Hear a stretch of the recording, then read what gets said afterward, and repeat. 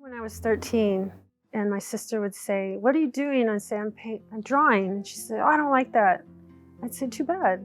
And I'd put it up on my wall, and she'd say, "Take that down." And I'd say, "No."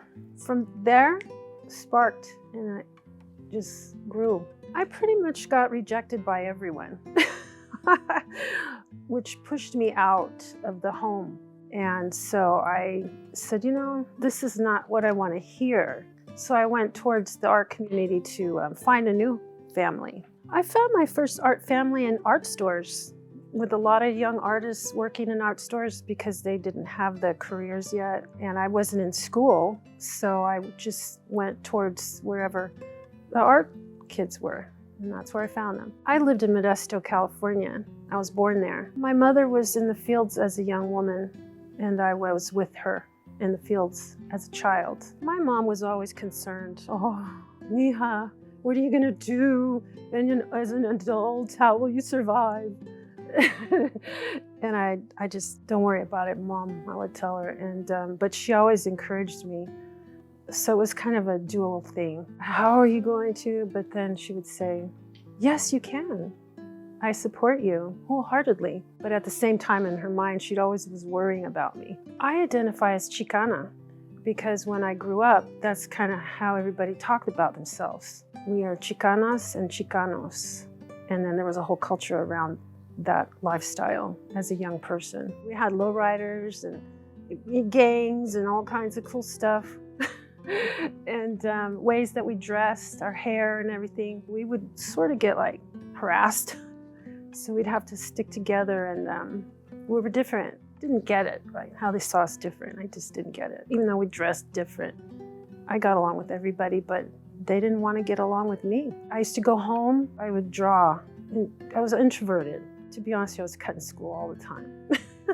But my grandmother never knew because she was never home. She was always working. So I'd come home and I'd just draw and draw and draw and draw. And she said, "Oh, you like that?" I go, "Yeah, I like it." So she made me a desk out of wood, and I would sit for hours and hours and hours and hours.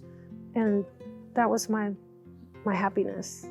Well, my real studying came when I got hired to work at Wet Paint Studios, apprentice airbrush artist. I used to make all the billboards for Tower Records in San Francisco. And then I met Susan Cervantes, and she is an incredible lady. She recognized that I had some talent, and she asked me to teach an airbrush class for youth. And then after that, she started giving me mural jobs to work with the students, and it was great. I did that for probably 5 years. One of the things my dad taught me was a love of nature. So he'd take us to Yosemite, take us camping, we'd go fishing, and I said to myself, "Oh God, I would just love to live in the forest one day." I moved out here to Lake County 13 years ago, and I got a little bit of land, a nice little place to live in, and I said, now I'm gonna go outside and paint.